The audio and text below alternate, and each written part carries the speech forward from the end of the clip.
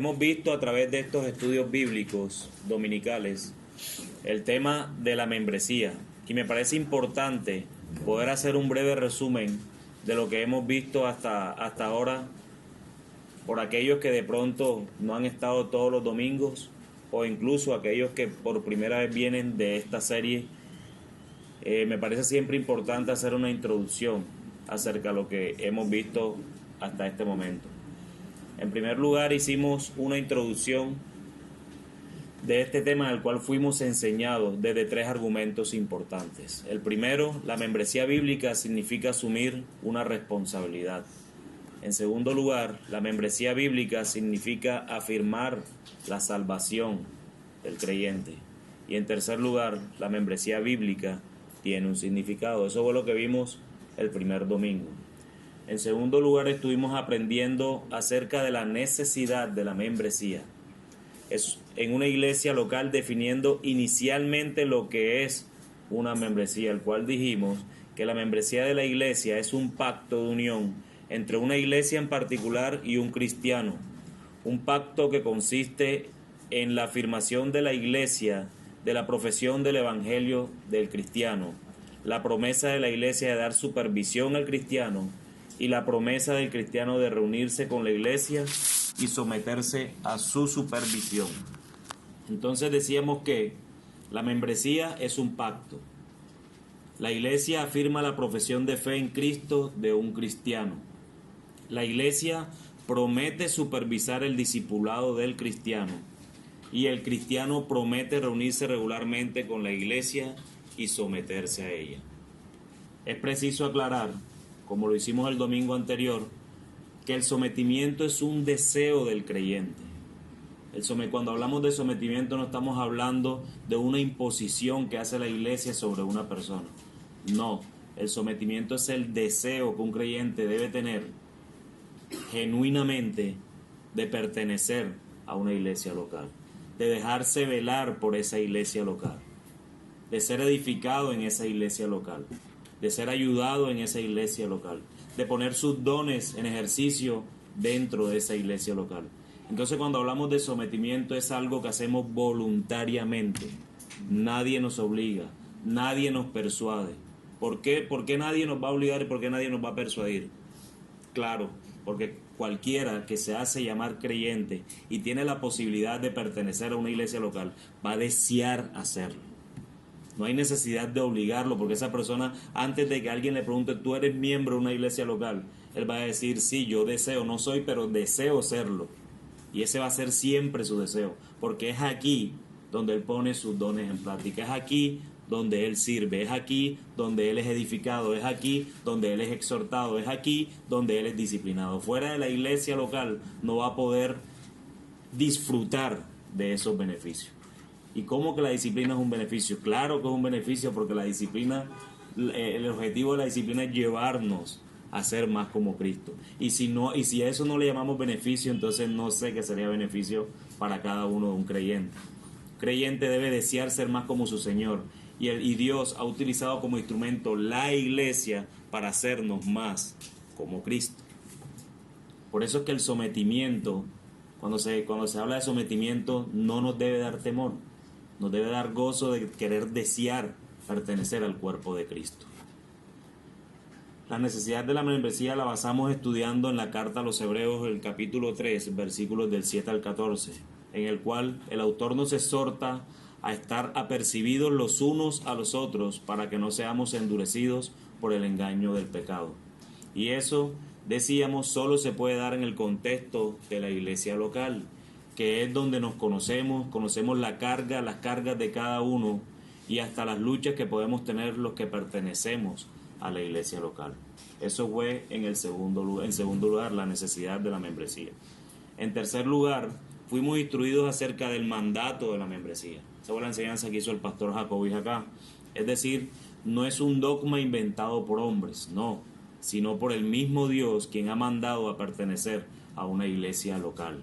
Encontramos en varios pasajes del Nuevo Testamento la membresía de la iglesia, en donde nos dice la Escritura, primero, que se puede estar dentro o fuera de una iglesia. Primero a los Corintios capítulo 5, versículo 2. En segundo lugar, se espera que los miembros de la iglesia sepan quiénes pertenecen a la iglesia y quiénes no. Primera a los Corintios, capítulo 5, versículos del 9 al 12. En tercer lugar, los cristianos están bajo la autoridad de la iglesia de tal forma que si persisten en un pecado no arrepentido, deben ser excluidos de la iglesia. Primero a los Corintios, capítulo 5, del 4 al 5 y el versículo 13. Deben ser excluidos porque seguramente ya habían sido incluidos. En cuarto lugar, se exhorta a los cristianos a que se sometan a sus líderes, lo cual significa renunciar a nuestra autonomía y ponernos bajo la autoridad de la iglesia. Hebreos 13, 17. Ya hablamos lo que significa el sometimiento en la iglesia local. Y en quinto lugar, los líderes darán cuenta de aquellos que les han sido encomendados, lo cual significa que tienen que saber quiénes son esas personas. Hebreos 13, 17. Un pastor, un anciano de una iglesia no va a poder dar cuenta delante de Dios si no reconoce dentro de su iglesia local quiénes son miembros y quiénes no lo son. Esa es la única manera de que él pueda dar cuenta, sabiendo quiénes son los miembros y quiénes no lo son. No puede dar cuenta por una persona que no desea hacerse miembro de la iglesia. ¿Por qué no? ¿Por qué no puede dar cuenta por esa persona? Porque en primer lugar, el pastor no podría ir a exhortar a ese hermano si está cometiendo un pecado. ¿Cómo lo hago si él no pertenece a nuestro cuerpo, al cuerpo de Cristo en esta iglesia local? Entonces la única manera de que esa persona sea disciplinada, sea exhortada, incluso puede ser aconsejado si él mismo lo desea, porque hay personas que desean estar en la iglesia pero no pertenecer a ella, y muchas veces utilizan la iglesia para ser aconsejados, y un consejo no se le va a negar a nadie, hermanos, eso es claro, pero supervisar a esa persona le queda difícil al pastor si esa persona no pertenece a la iglesia. ¿Por qué? Porque esa persona no le rinde cuentas a la iglesia, no hace las cosas o hace las cosas sin pensar qué consecuencias puede traer hacia la iglesia local a la cual pertenece. En algún momento, cuando yo enseñaba acerca de la necesidad, hablábamos de muchos aspectos, como por ejemplo obtener un trabajo nuevo, mudarnos de casa a habitación, ¿sí? Esos temas que parecen que es de la vida cotidiana. Nosotros nos mudamos y nosotros conseguimos trabajos nuevos, pero a veces no meditamos en qué efecto puede traer esa circunstancia a la iglesia local. Y eso debe ser uno de los aspectos más importantes a evaluar en la medida que uno pertenece a esa iglesia. Si yo pertenezco a esta iglesia, yo debo meditar si el mudarme de donde estoy actualmente, que fue donde yo me hice miembro de esta iglesia, al mudarme más lejos o incluso más cerca puede traer consecuencias a la misma iglesia local por cualquier motivo. Lo mismo un trabajo, si a mí me ofrecen un trabajo en otra ciudad, yo lo primero que tengo que meditar es si es necesario hacerlo y si lo debo hacer, pues entonces tengo que hablar con mis pastores de la iglesia local y que me recomienden otra iglesia local allá donde voy. ¿Y qué pasaría si no hubiese iglesia local donde vas a trabajar? Son de las preguntas que uno debe sopesar. ¿Qué pasaría si donde me voy a mudar no hay una iglesia local a la cual yo pueda servir? Son temas que son de vital importancia, hermano, para nuestras almas. El trabajo puedes conseguirlo, pero la iglesia local bíblica, de sana doctrina, que puedas ejercer tus dones dentro de ella, eso es lo que hay que meditar siempre antes de tomar cualquier decisión. Y el domingo anterior fuimos enseñados acerca del objetivo de la membresía. Y creo que la idea principal de esta enseñanza era que el objetivo de la membresía de la iglesia es que cada uno de los miembros de dicha iglesia ayude a toda la iglesia a crecer en madurez en Cristo. Es decir, hermanos, que la membresía no es solo los pastores y diáconos. No, esos son los cargos oficiales bíblicos. Pero la membresía es toda la iglesia, al cual sus miembros han hecho un pacto público con esa iglesia a la cual pertenecen. Y cada uno de sus miembros debe ayudar, colaborar, edificar, provisionar para que todos podamos crecer en madurez en Cristo. Eso fue lo que el hermano Harley nos estuvo enseñando el domingo anterior. La iglesia no es solo de los líderes, la iglesia es de todos sus miembros. Y todos sus miembros, como lo dije anteriormente, deben poner sus dones en ejercicio dentro de la iglesia. Y crean y no vayan a creer que el predicar es un don superior a aquel que no predica. Eso hay que dejarlo claro. Si bien es cierto, el Señor capacita a hombres para poder predicar, no quiere decir que los otros hombres o mujeres que hacen cualquier otro ejercicio dentro de la iglesia local no sea importante, hermanos. Mire, si cuando Pablo asocia la membresía con el cuerpo, él siempre tiene en cuenta incluso hasta los miembros que se supone que uno a veces ni siquiera los identifica. Por lo menos uno puede preguntarse, y no es que Pablo se lo pregunte, pero uno sí puede preguntarse, bueno, ¿y para qué sirve esta parte de mi cuerpo que yo no veo que hace nada? Y créame, hermano, que el Señor la puso ahí porque tiene su trabajo. Muchos preguntan que a veces que para qué sirven las cejas. ¿Y las cejas qué son? ¿Sí me entienden? Pero uno cuando se pone a mirar la ciencia y todas esas cosas, pues cuando tú ves que el sudor hace que, la ceja hace que el sudor se vaya por otro lado para que no te caiga en el ojo, tú dices, wow, el Señor es perfecto. ¿Para qué servirá el dedo meñique del pie izquierdo si yo huevo hasta con la derecha? Pues mi hermano, eso da equilibrio. ¿Sí me entiende? Entonces hay muchas cosas que uno puede preguntar si para qué el Señor hizo esto y para qué el Señor puso esto en el cuerpo, pero todas las cosas en el cuerpo del ser humano sirven para algo. Asimismo, hermanos, asimismo, cada uno de nosotros, siendo miembros de la iglesia local, siempre servimos para algo. No crean que muchas veces hay personas que en teoría no hacen nada, creen muchos, pero a veces simplemente con la actitud de llegar a la iglesia, saludar a los hermanos, exhortarlos, ¿cómo estuviste en esta semana? Esas cosas son necesarias dentro de la iglesia. A veces los líderes no pueden porque todos no pueden saludar de la misma manera a todos el mismo domingo. ¿Sí me hago entender? Entonces todos, hermanos, esa fue la enseñanza que Harley nos dejó el domingo anterior. Todos debemos poner en ejercicio los dones que tenemos dentro de la iglesia para la madurez de la misma. Entonces digamos que hasta aquí ha sido el resumen de lo que hemos visto en los últimos 4 domingos. Y hoy, en el día de hoy, estaremos aprendiendo acerca de los desafíos de la membresía. Por si de pronto pensaban que todo era color de rosa, no, la membresía también tiene desafíos. ¿Sí me entienden? La membresía presenta desafíos. La membresía tiene sus desafíos como lo tiene cualquier área de nuestras vidas. Podemos ver desafíos deportivos, ¿cierto? Un equipo enfrentándose a otro, llámese el deporte que se llame, una persona enfrentándose a otra. Es un desafío para mí ganarle a esa persona. Es un reto para mí intentar ganarle a esa persona. Esos son tipos de desafíos que se presentan deportivamente. Pero también se presentan desafíos de tipo legal. Hay problemas legales que nos caen, el cual son un reto tratar de solucionarlo. Desafíos que la vida nos presenta a diario. Desafíos familiares, cuando hay discusiones entre padres e hijos, entre esposo y esposa, en los desafíos en el matrimonio. ¿Cuál es el reto allí? Solucionar el problema, no quedarse en el problema. Y sobre todo si nosotros somos creyentes, debemos siempre bregar porque esos desafíos se manejen siempre de la mejor manera para que la gloria de Dios sea manifiesta en todo ello. Bueno, al igual la membresía tiene sus desafíos y permítame hacerles unas preguntas a ustedes.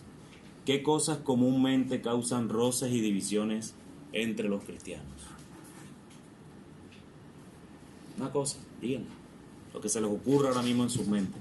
¿Qué cosas comunes causan roces y divisiones? Conocimiento, posiciones doctrinales, conocimiento. ¿Y por qué causa roce el conocimiento? Precisamente porque queremos poner por encima el conocimiento antes que la piedad. Las posiciones doctrinales, normalmente esa nunca falta. ¿Por qué el hermano hace esto y yo no?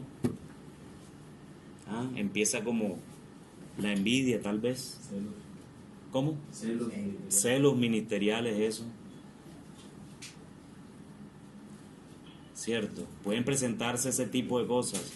O porque el hermano es capaz de decir algo a la iglesia que yo no puedo hacerlo. Mismo celo, envidia, empiezan a mostrarse en los corazones de los hermanos. Y estamos hablando de creyentes. No estoy hablando de gente incrédula, estoy hablando de creyentes. Pues estamos hablando de la membresía en teoría. Y digo en teoría porque pueden presentarse excepciones. En teoría, todos los que pertenecen a la membresía deben ser creyentes. ¿Cierto? Eso no es una mentira. Pero ¿puede presentarse alguien que no es creyente? Sí, porque nosotros no somos quienes para mirar el corazón de esa persona. Nosotros evaluamos el que entra o no a la membresía de la iglesia simplemente por sus frutos, no podemos ver más nada, por cómo habla, por cómo camina, no, o sea, no es eso, sino por qué es lo que cree. ¿Sí me entiende? Pero el mismo Señor nos advierte que de boca hablan de Él, pero el corazón está lejos. Y vamos a ver un caso específico en la Biblia, Judas. Judas fue apóstol y al final no fue miembro de la iglesia. Entonces digamos que ese tipo de posiciones doctrinales, de conocimiento, de celos ministeriales y esas cosas producen división en una iglesia. ¿Y por qué estas cosas tienden a separar a los cristianos? ¿Por qué tienden a separar a los cristianos este tipo de situaciones que se presentan? ¿Qué dice? ¿Será por nuestro orgullo? ¿Será por la falta de humildad que muchas veces tenemos? Porque creemos que siempre tenemos la razón y nunca podemos errar. Porque nos cuesta perdonar y aún más pedir perdón. ¿Qué se necesita entonces para volver a unirlos? Listo.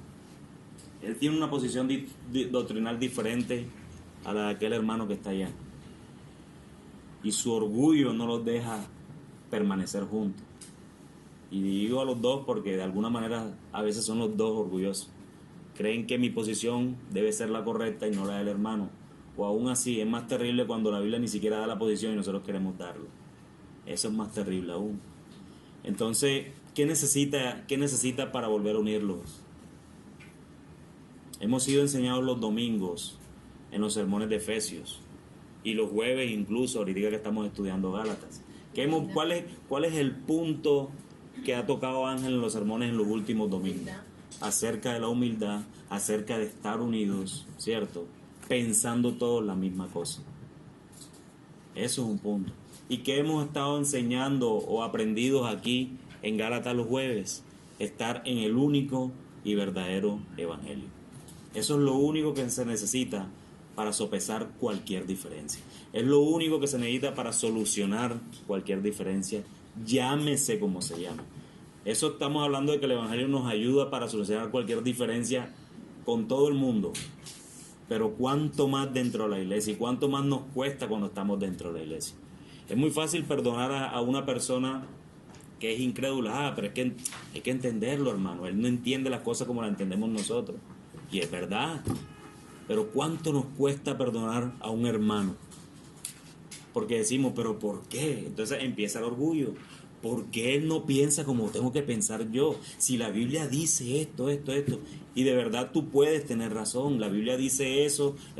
Pero mi hermano, a ese hermano tuyo, el Señor lo está tan. Yo creo que una vez le dije el tan. Lo están cincelando. Acuérdense del tan. Es igual como te soporta una construcción al lado de tu casa. Es lo mismo, tu hermano está siendo reconstruido. Recuerda que el Señor le dio un nuevo corazón. Y eso cuesta. Transformar a una persona cuesta. Y cuesta lágrimas, cuesta dolor.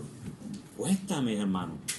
Entonces, si eres tan fácil para perdonar a aquel que no cree en el Señor, ¿cuánto más fácil debe ser para nosotros perdonar a aquel que sí cree? Porque tenemos que entender que aquel que dio la vida por nosotros, la dio por ese hermano también. Entonces tenemos que bajarle ese orgullo y pensar en que el evangelio nos ayuda a solucionar todas esas cosas. Hermanos, cada miembro de la iglesia es llamado a superar las divisiones y buscar la unidad en la iglesia para reflejar la unión de la iglesia con Cristo. Siempre tenemos que tener eso claro. Tenemos que pensar en la unión de la iglesia con Cristo, el cuerpo con la cabeza, que es Cristo. Esto es un desafío para nosotros siempre. Esto es un desafío. Así como también se nos presentan otros desafíos en la vida familiar, en la vida laboral, en la vida social, y tenemos el coraje y la fuerza para poder superarlo. De la misma manera debemos tener la misma actitud para poder solucionar esas diferencias dentro de la iglesia local. Muchas veces somos fuertes en el trabajo y solucionamos todos los problemas. Hasta te ponen una medallita porque tú eres el mejor trabajador del mes. Solucionaste todas las diferencias en la empresa. Pero llegas a la iglesia y no nos entregamos de la misma manera para solucionar las diferencias en el núcleo más importante que debe haber después de la familia.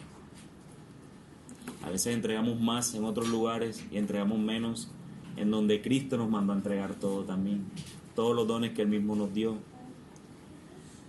Debemos tener siempre la disposición para poder superar esas diferencias y esos retos. Así a eso nos lleve a enfrentarnos con nuestro propio orgullo. Así nos lleva a eso, a ser más humildes. Y el deseo siempre de estar unidos ¿con quién? Con Cristo. La iglesia, el cuerpo, Cristo, la cabeza. Y este fue el mismo desafío que tuvo el apóstol Pablo cuando lo enfrentó en la iglesia de los Corintios. Quiero que me acompañen a 1 Corintios capítulo 1, versículos del 10 al 17. 1 Corintios capítulo 1, versículos del 10 al 17.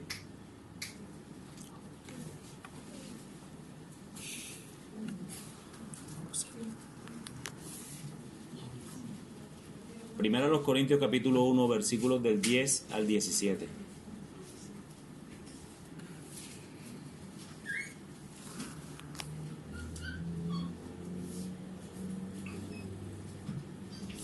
Dice así la palabra de Dios. Os ruego, pues, hermanos, por el nombre de nuestro Señor Jesucristo, que habléis todos una misma cosa, y que no haya entre vosotros divisiones, sino que estéis perfectamente unidos en una misma mente y en un mismo parecer. Porque he sido informado acerca de vosotros, hermanos míos, por los de Cloé, que hay entre vosotros contiendas. Quiero decir que cada uno de vosotros dice: yo soy de Pablo, y yo de Apolos, y yo de Cefas, y yo de Cristo. ¿Acaso está dividido Cristo? ¿Fue crucificado Pablo por vosotros? ¿O fuisteis bautizados en el nombre de Pablo? Doy gracias a Dios de que a ninguno de vosotros he bautizado, sino a Crispo y a Gayo, para que ninguno diga que fuiste bautizados en mi nombre. También bauticé a la familia de Estéfanas. De los demás no sé si he bautizado a algún otro. Pues no me envió Cristo a bautizar, sino a predicar el Evangelio, no con sabiduría de palabras, para que no se haga vana la cruz de Cristo. Mi hermano, empecemos a estudiar entonces este texto de la misma manera como hemos venido estudiando las últimas clases. Y es haciéndoles preguntas al texto. Gracias, mi hermano. Y es la manera como podemos entender qué era lo que Pablo quería decirle a la iglesia de los Corintios. Entonces les pregunto, primero, ¿qué ruega Pablo a los Corintios? ¿Qué es lo que le está rogando Pablo? Y está rogándoles además.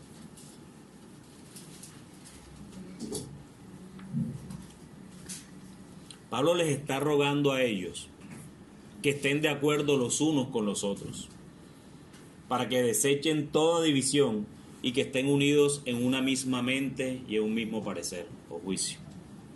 ¿De cuántas maneras expresa Pablo este ruego? En el versículo 10. ¿Qué nos dice esto sobre cuán importante era para Pablo este asunto de las divisiones en la iglesia? Pablo establece esta apelación de tres formas diferentes. 1. Que habléis todos una misma cosa. 2. Que no haya entre vosotros divisiones. 3. Que estéis perfectamente unidos en una misma mente y en un mismo parecer. Esos tres argumentos que da Pablo solo están en el versículo 10. Esto nos enseña entonces, hermanos, que este asunto es de suprema importancia para él.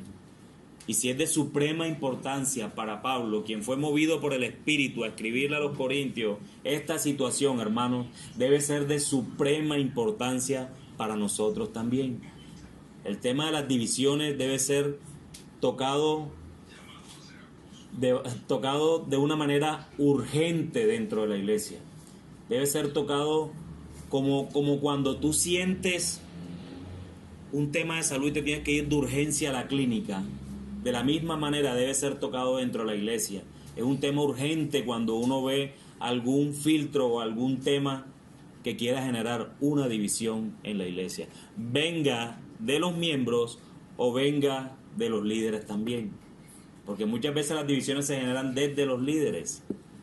Todas esas cosas tenemos que estar apercibidos. ¿Y quién tiene que estar apercibido? ¿Los líderes, los pastores, los diáconos o la iglesia completa? Toda la iglesia, todos sus miembros deben bregar por la unidad de la iglesia. Y por eso era importante la clase que Harry nos dio el domingo pasado, porque él enseñaba que si todos ponemos nuestros dones en ejercicio dentro de la iglesia crece en madurez. Esto siempre lleva un sentido lógico. La necesidad, el mandato, el objetivo y ahora los desafíos que se pueden presentar luego de haber sido enseñados con todas las enseñanzas de los domingos anteriores. Pero ¿de qué manera se le informó a Pablo acerca de la iglesia de Corintio? ¿Qué ejemplos específicos da Pablo en esto? Pablo había recibido informes de que existían divisiones en la iglesia de Corintio. A Pablo no se lo reveló nadie, ni que vino una revelación espiritual de que yo sé que por ahí hay divisiones. No, él es claro y conciso en decir quién fue el que le dijo: los hermanos de Cloé. ¿Cierto? He sido informado por los hermanos de Cloé. Pablo había recibido informes de que existían esas divisiones. Especialmente se informó a Pablo de que los cristianos se estaban identificando con ciertos líderes en contra de otros. Entonces, al parecer, el problema venía no del liderazgo como tal, sino que venía de parte de los miembros que no eran líderes. Ya empezaba a haber unas divisiones dentro de los miembros de la iglesia. Se estaban identificando con ciertos líderes en contra de otros, aparentemente formando grupos en la iglesia basados en el líder que más les gustaba. ¿Será que esto hoy en día sucede? Aquellos que han pertenecido a otras iglesias, aquellos que han venido de otros contextos de iglesias, ¿será que esta situación se sigue presentando en nuestros días? ¿Creemos que el Espíritu Santo mueve a Pablo a escribir estas líneas solo porque eso iba a pasar en Corintio y nada más? No, hermano. O sea, nosotros siempre nos tenemos que comenzar a enfrentar a esta serie de cosas que pasaron en la iglesia del primer siglo. Porque el Señor es tan sabio, más sabio que nosotros, que 2000 años después siguen pasando exactamente los mismos problemas.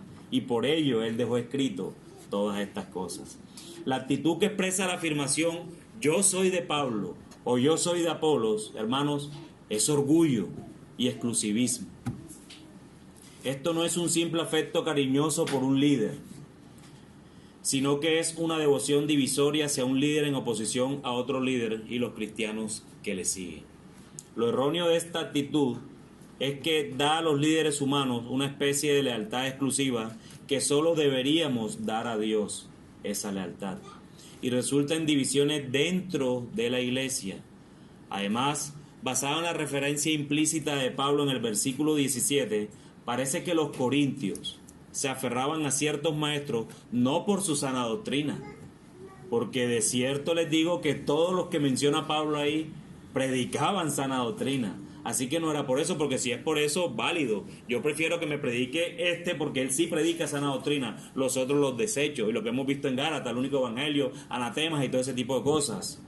Pero es que no era la situación de Corintios, porque tanto Pablo como Cefas como Apolo predicaban la sana doctrina, sino que era más bien por el estilo retórico que les gustaba más.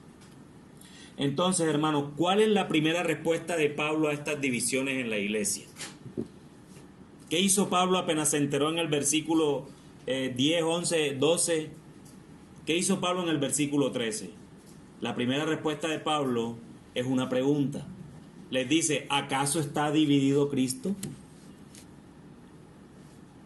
¿Acaso está dividido Cristo? Porque sabe que la iglesia es el cuerpo de Cristo. Pablo sabía eso y tenía clara su doctrina. La iglesia está íntimamente identificada con Cristo. Cristo no está dividido, así que su iglesia tampoco debería estarlo. Esto nos enseña que la unidad en la iglesia es importante, porque refleja la misma unidad de Cristo y la unidad que tenemos con Él y en Él. La unidad de la iglesia testifica al mundo acerca de quién es Cristo. La iglesia unida testifica al mundo acerca de quién es su cabeza, de quién es su Señor, de quién es su Dios. Eso es lo que hace la unidad en la iglesia. Así como Pablo insiste en que la iglesia debe estar unida porque es el cuerpo de Cristo y Cristo no está dividido, también recuerda a los corintios que no fue Pablo quien fue crucificado por ellos, que no fueron bautizados en el nombre de Pablo. Y miren la humildad de Pablo cuando escribe aquí. Fíjate que cuando a cualquier persona le pueden venir con alguna información de este estilo de que diga, mira, allá en Ciudad, ahí ya se están dividiendo. Hay unos que dicen que son de Ángel, hay otros que dicen que son de Harley, otros de Fabián, ¿cierto? Y digamos que uno de los tres se enteró del problema y ellos humildemente se acercan y le dicen, ¿saben qué? No, Cristo no está dividido, la iglesia no debe estar dividido. Si Harley y Fabián y Ángel predican la sana doctrina, no debería por qué estar dividido. Sin embargo, Pablo lo que sigue contestando aquí es, ¿acaso Pablo fue crucificado? O sea, él ni siquiera metió ni a Apolo ni a Cefa, se mete él. Humildemente se mete él. Acá, porque es muy fácil, yo le podría decir, ¿acaso Ángel fue crucificado por ustedes? Pero no me menciono yo. ¿Acaso Harley? ¿Lo bautizaron en el nombre de Harley? ¿Cierto? ¿Para qué? Para la tendencia a llevarlos a que, hey, no los sigan a ellos dos, tienen que seguirme a mí. En el fondo estoy diciéndoles eso, pero Pablo no hace eso. Pablo lo único que incluye es a él mismo. ¿Acaso Pablo, o ustedes fueron bautizados en el nombre de Pablo, o Pablo fue crucificado por ustedes? A Pablo no le importaba ni Cefas, ni Apolos. Él se mete para destruir cualquier argumento. Cualquier argumento. Que ni siquiera a él lo deberían seguir como apóstol. Porque los otros dos ni siquiera eran apóstoles. Entonces fíjense y pregúntense si esto no se da en la iglesia actual. En la iglesia actual, estoy hablando de la iglesia contemporánea. Entonces Pablo sigue, más bien Cristo fue crucificado por ellos y fueron bautizados en su nombre. Le pertenecían a él, fueron salvos por él, era un cuerpo en él, por lo que debían vivir una vida que expresase esa unidad con él. Los corintios de manera errónea se estaban aferrando a un líder cristiano u otro a expensas de la unidad de la iglesia. Estaban poniendo por encima las preferencias por esos líderes, por su manera, por su retórica, por cómo predicaban, y no más bien poniendo por encima la unidad de la iglesia en pro del evangelio. Pero ahora bien, mis hermanos, no nos vayamos al otro extremo ahora, porque hay maneras correctas como nos deberíamos relacionar con estos líderes de la iglesia. Hay maneras correctas. Respetar y estimar a nuestros líderes, dice la Escritura, en 1 Tesalonicenses capítulo 5, versículos del 2 al 13. Estudiar cuidadosamente su forma de vida e imitar su fe, enseña la Escritura en Hebreos 13, 7. Someternos a ellos, y vuelvo y digo, someternos como lo explicamos al inicio, como lo explicó Harley el domingo pasado, someternos a ellos de un modo que haga que sea un gozo para ellos liderarnos. Hebreos 13:7. Estar preparados para gozarnos cuando el evangelio es predicado, no importa quién predique. Filipenses 1 del 15 al 18. Ese texto a mí me impacta mucho porque Pablo dice, no importa, yo estoy preso, allá están peleando cómo predican y todas esas cosas, lo importante es que Cristo está siendo exaltado. Miren hasta dónde llega la humildad de Pablo. No le importaba quién lo estuviera haciendo, lo importante era que Cristo estaba siendo exaltado. Eso era lo importante.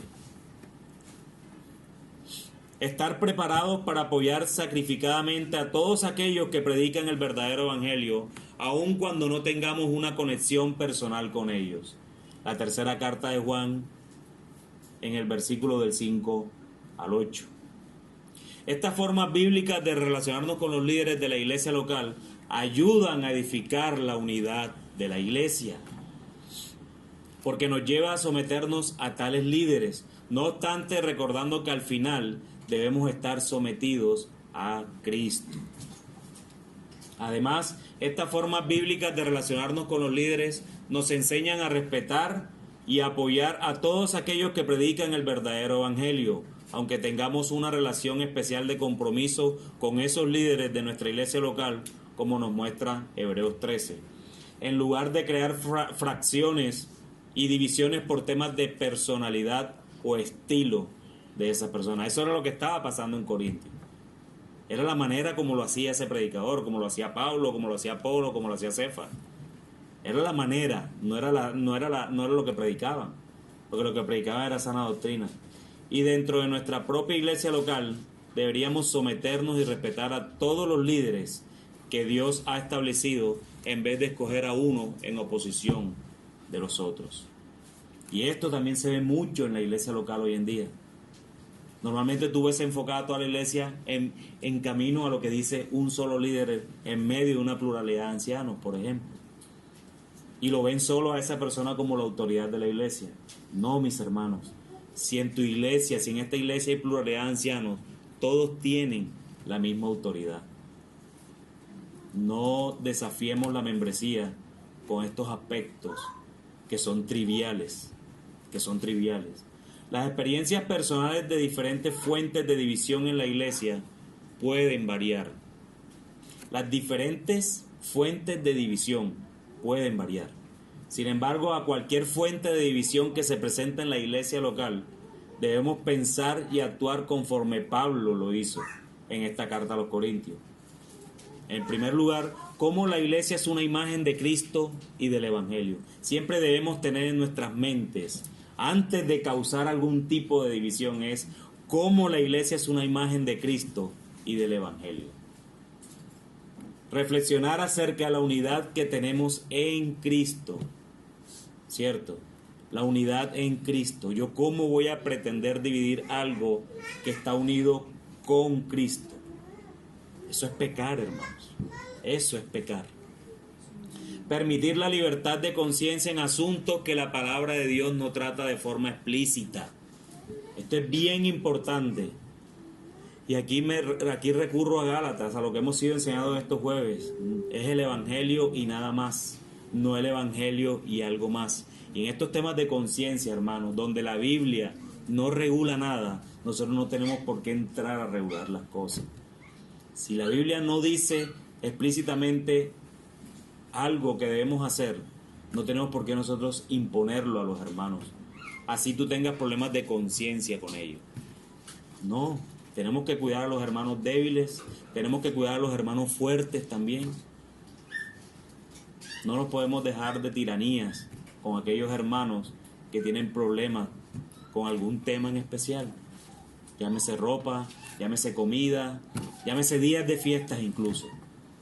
Días de fiestas, ahí también trinamos mucho. Si el hermano celebra, que lo haga para la gloria de Dios. Y si tú no celebras, no lo hagas también para la gloria de Dios, como dice la Escritura. Sea de comida, de bebida, o en cualquier cosa que quieras hacer, hazlo para la gloria de Dios. Y tenemos que descansar en que si el hermano celebra o no celebra, lo va a hacer para la gloria de Dios, porque yo voy a cuestionar la manera como lo hace. No, si la Biblia no lo regula, no lo regula. Hice énfasis en este punto porque normalmente caemos en este punto de la libertad de conciencia.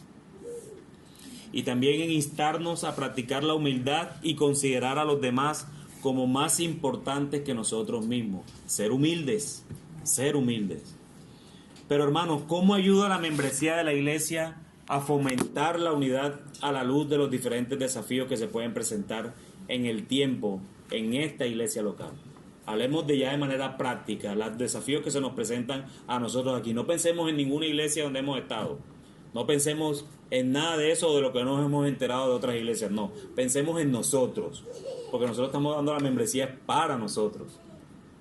¿Cómo la membresía ayuda a fomentar esa unidad que hemos venido hablando para romper con esos desafíos que se nos puede presentar? Bueno, asegura que todos aquellos que pertenecen a la iglesia se han comprometido con la misma fe. Eso hace parte de la unidad y eso puede romper cualquier desafío. Crea un compromiso mutuo entre todos en la iglesia. No podemos simplemente salir por la puerta cuando las cosas se pongan difíciles. No, ya esto no es conmigo, yo me voy. No.